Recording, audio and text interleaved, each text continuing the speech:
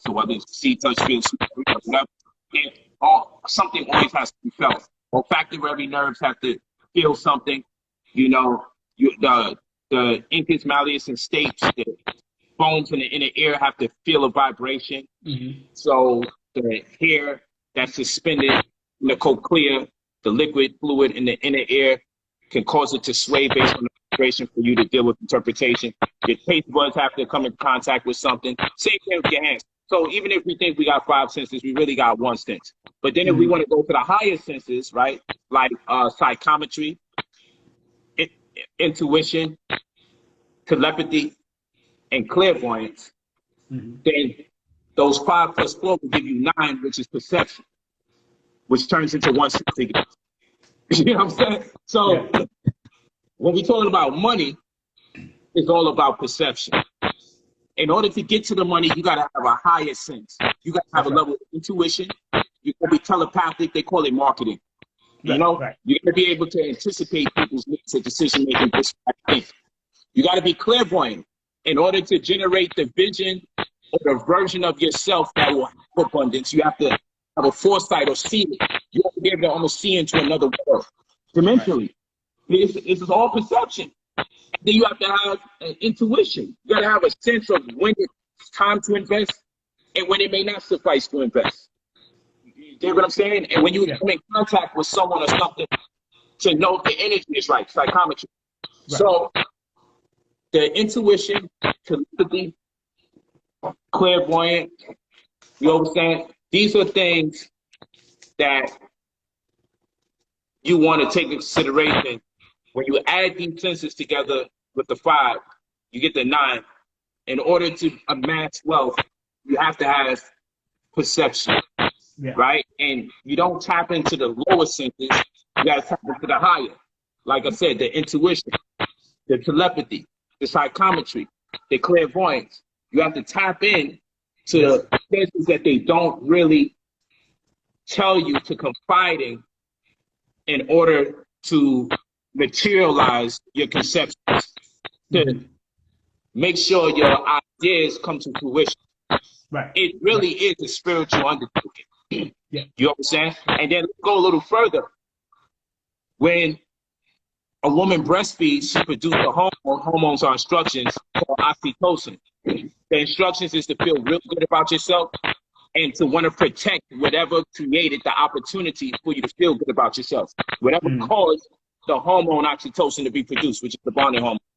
So when a woman breastfeeds, she produces oxytocin, and it causes her to say, not only that she feels better internally, but it makes her say, let me become protective of my child. Whatever causes the hormones to be produced, whatever's responsible for it, the woman's going to be more protective about it.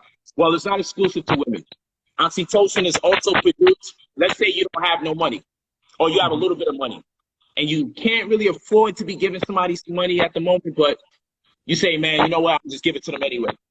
And then you realize the impact that it has on that person. It gives you a high, and it makes you feel good about yourself. Oxytocin chemically is almost one and the same as what you find chemically in crack and cocaine. So you get a natural high when you do right by somebody or you donate. You get a natural high if you find some money. You find some money on the floor and you say, man, let me get this money. You step on it, you go through everything to look real discreet. Someone catches you. And when you make it out of that supermarket after dragging this damn dollar off the floor, $20 off the floor, and that shit got a few holes in it, it may not go through a machine, but if you tape it up, it's going to work out. Exactly. You feel good about yourself. You're like, damn, I pulled it off. And then guess what? You're now addicted to it.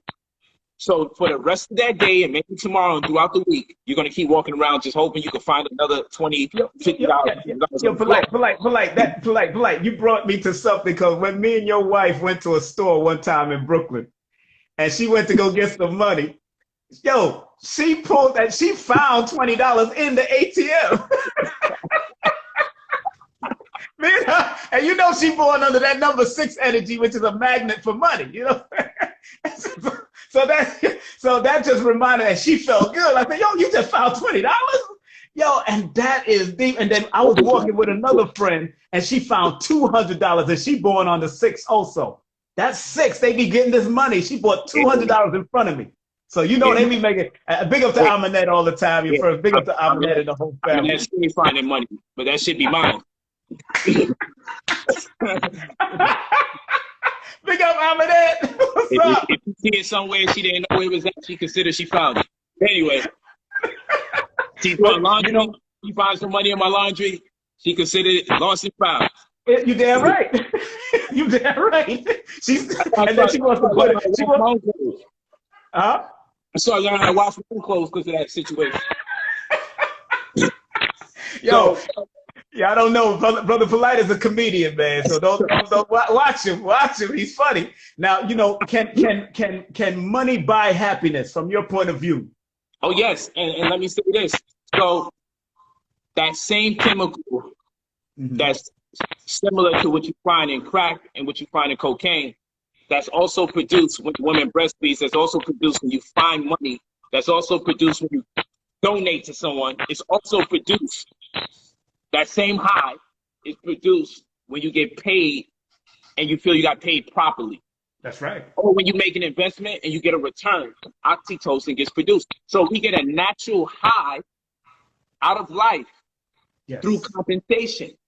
If you're underpaid, you'll start be seeking highs that are synthetic. Crack, cocaine, cigarettes, alcohol. You walking with me? And so what we find is our people have been cheated out of the natural high that we would get out of life. Because if we were properly compensated, we would definitely donate more often, most of us. And we would definitely invest and we have more money at our disposal. So we want to be so scared about investing. And then we will get returns on our investment.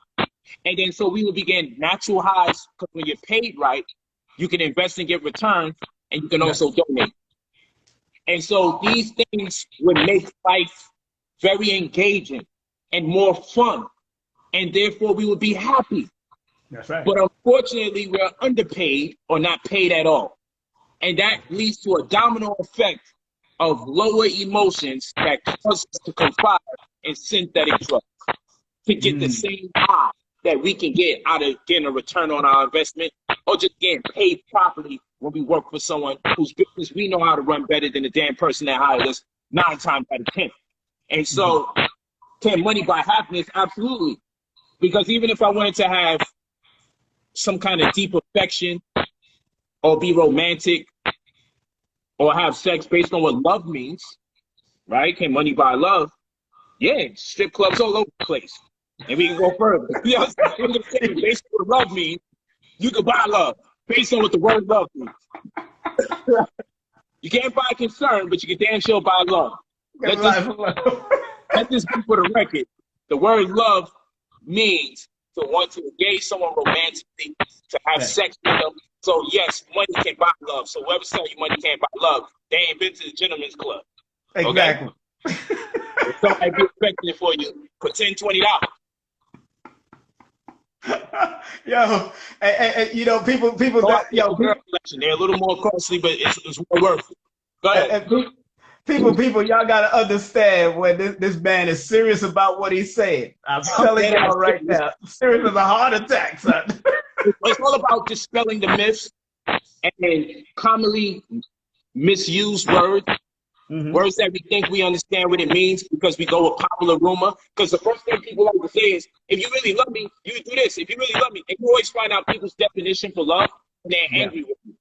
Because no one meets you when they want to say, these are my expectations. You normally find out when you fall short of their miscellaneous expectations that are very convenient. Hey, baby, knock it off. It's all right. Yeah. Hey, now, hey, you. Come here. Come here. Come here. Come here. Come here. Come here. Come here. Come here. Come.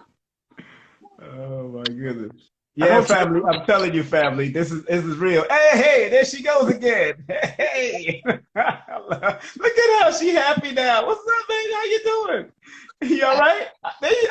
She waving. Oh, there you go. Good to see you. Finally. And she got that model wave too. You know she's gonna be a model, right? She got the model wave. She just like her mama. You just like your mama. Say hi. The greetings, peace, success, abundance.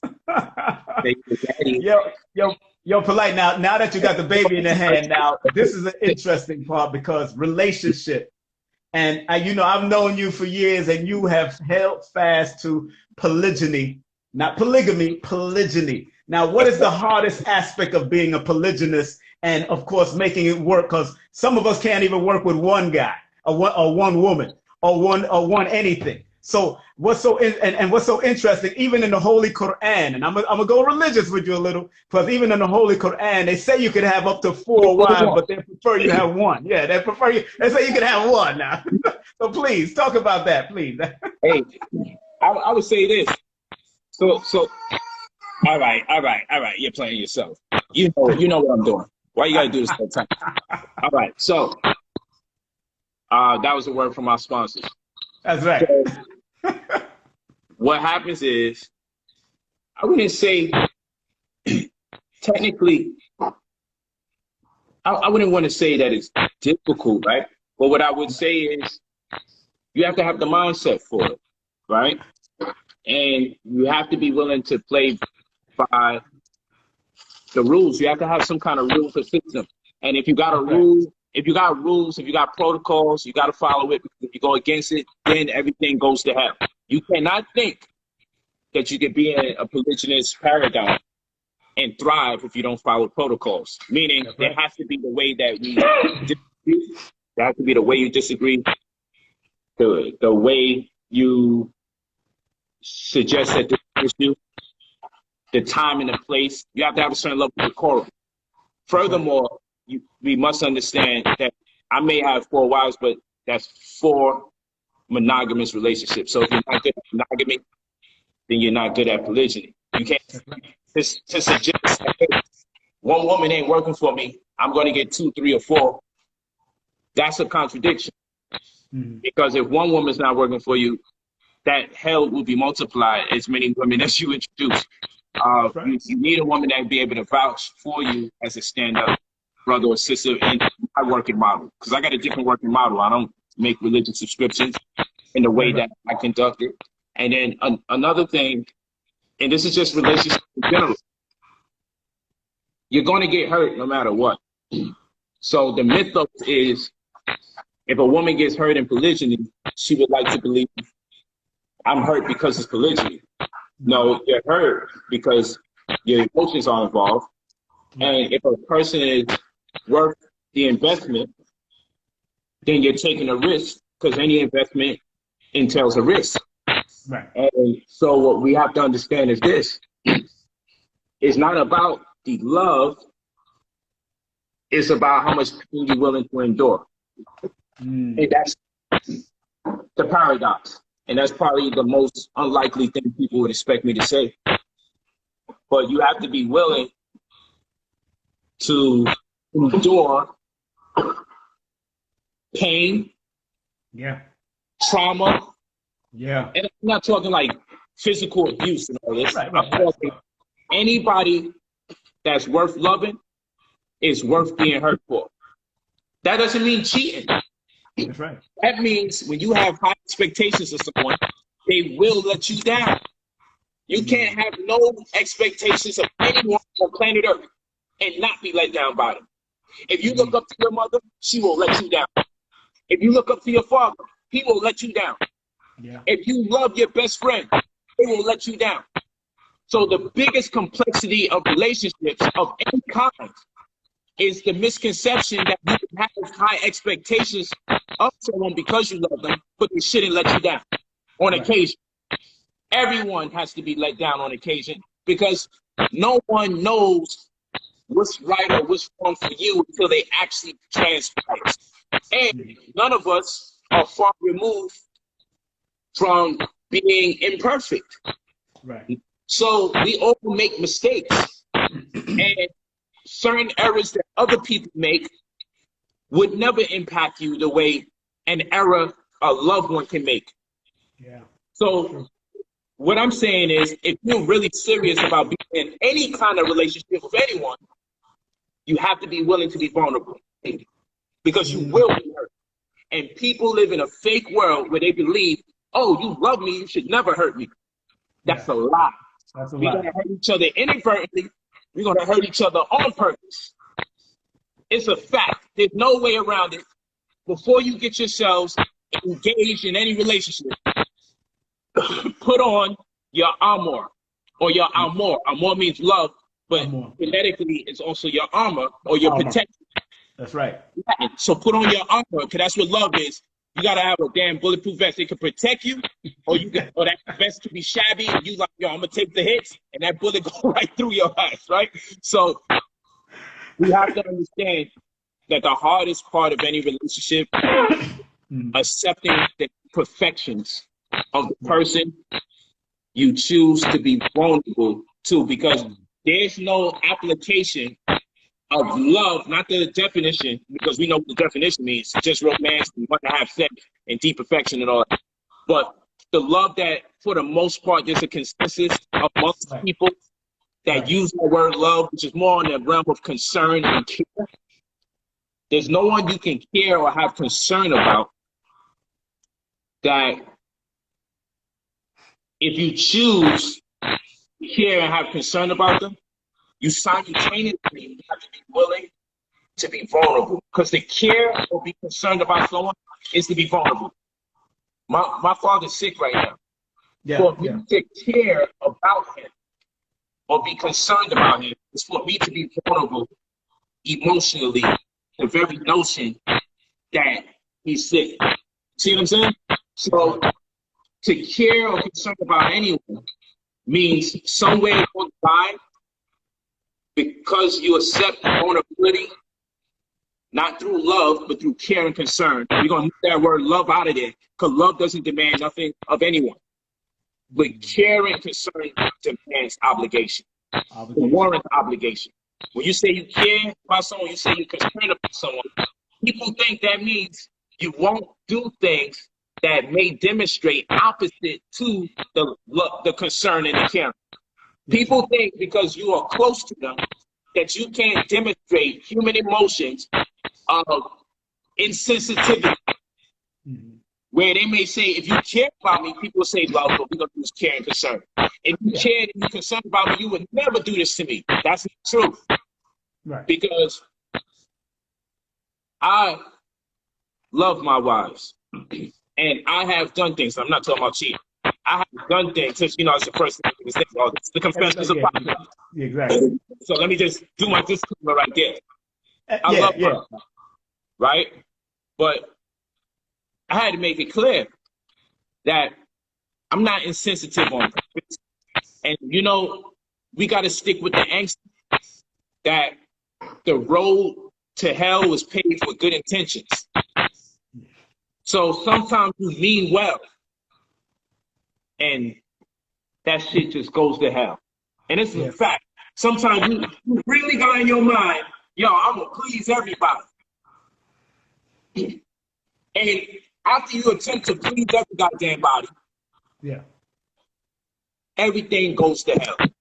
That's true. You know, and you sincerely don't mean no harm to nobody. Right. But you just can't back in time and say, let me fix it.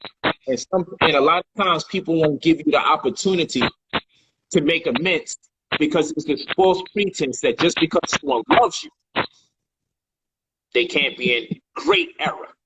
Yes, sir. That's true. And that is the hardest part of not listening in any relationship. Seeing imperfections of people that are closest to you. Because there's no such thing as being hurt is off limits just because you're in a relationship. There's no such thing. And so a lot of people, particularly women, will hold it against a person, a man, will hold it against them. It happens with men on the other side, vice versa. A lot of times people hold these grudges against people because it is fake, illusory pretense that we don't have the right to hurt you. So my philosophy is, if you choose to love me, then my nigga, here comes the pain. Just get over it. Because I'm complex, I'm high maintenance, and I'm all over the damn place with just business in itself.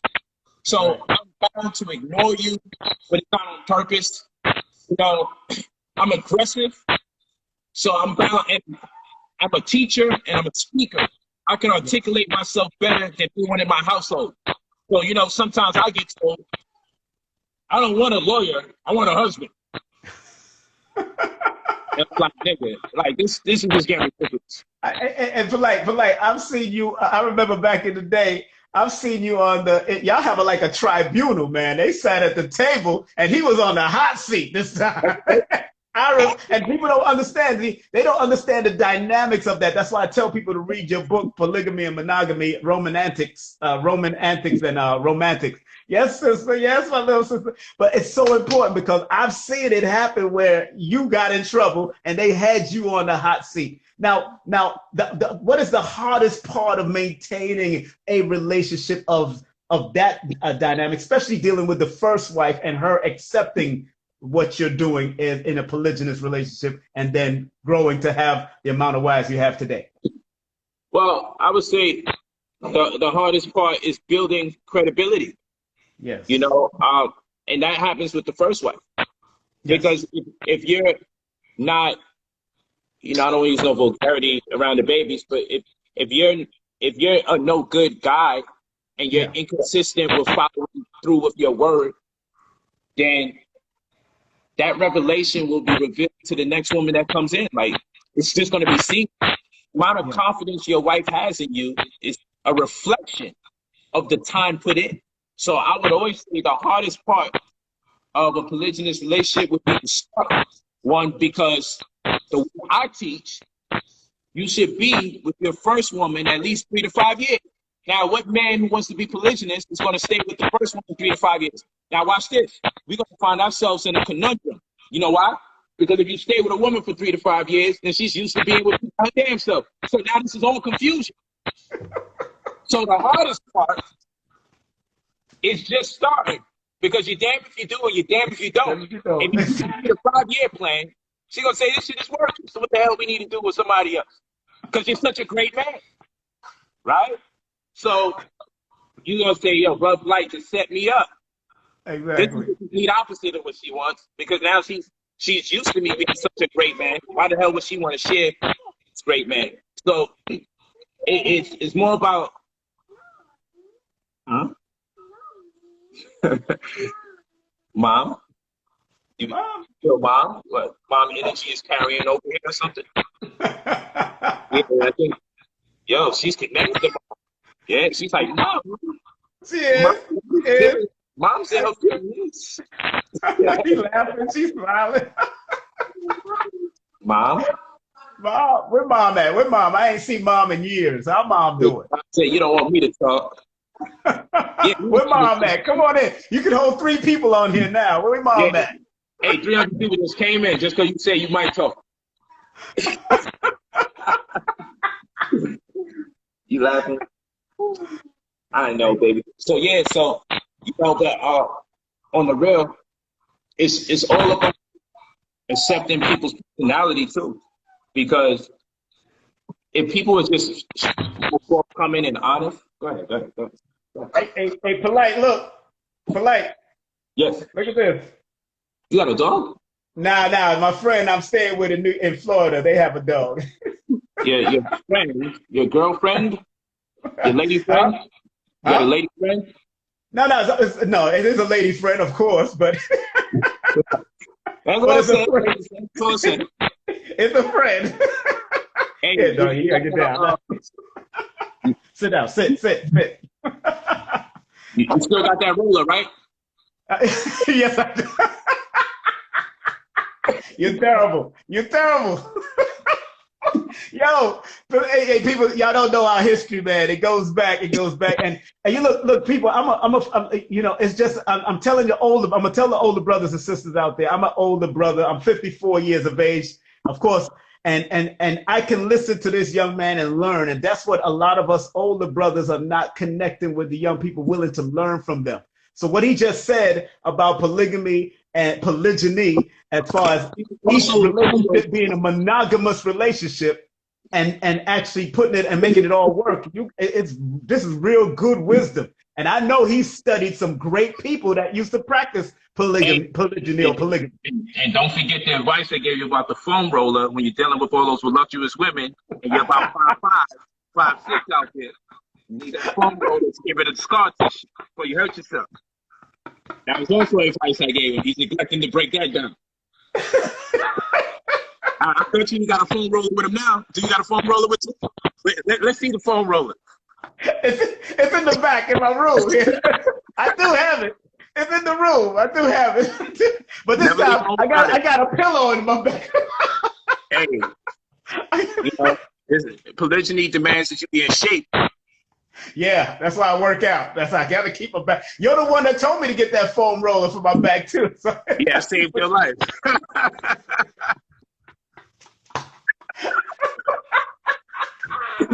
Oh my goodness. Let's go back into time a little bit with another relationship. Let's go back into time with another relationship that you had, man. And I hope she's watching. My dear friend. Damn, you know, I forgot to even call her. You didn't give her a call? Damn, man. But she might be watching anyway. She might be getting this light fixed up, but go ahead. Yeah. Yo, but a dear friend of mine that I even knew back in Brooklyn back in the day that I ran into. We was on Flatbush. I ran into her. Watch your head, baby. Watch your head, baby. Watch your head, beautiful. I'm sorry, brother. Yeah, I ran into her in Brooklyn at a supermarket, organic supermarket at that, and I gave her a flyer, and she realized the flyer was you was on it, and you know she had wanted to meet you, and she was talking. At that moment, she was talking to, you know whose sister she was talking to? She was talking to Lisa Left Eye Lopez sister on the phone. Oh, wow. At that time when I ran into the great Foxy Brown. Foxy Brown is a dear friend of mine, family, who I've known since she was a younger sister before she broke into that entertainment world. And I know her moms and her brother and all of them over there in Brooklyn. I won't say the street, but everybody who knows Foxy's from Brooklyn and Trinidad, via Trinidad, Inga, aka Inga. And she actually wanted to meet Polight, and Polight loved this sister. He loved this sister. Yeah. We was gonna get married. You know what I'm saying? Yeah, that's right. Did you really love Foxy Brown? Let's be honest. Did you really love her? Hey, we read that meaning for love, right? Yeah. So yeah, that's the Il Nana. All right. So we gonna keep this shit for real. It's after hours. The babies are gone. That's right. No, I really have a deep affection and appreciation for her, a love and a concern for her. She's a great woman, extremely intelligent, yes. Way more beyond what the media would share. Yeah. And she was very loving, way more than she would demonstrate before the general public. And so, man, it's so much passion amongst us. We either had the most amazing embrace for each other or the wildest confrontations, you know. And, you know, she likes being with, you know, people who have like street ties or that's hood. Yeah.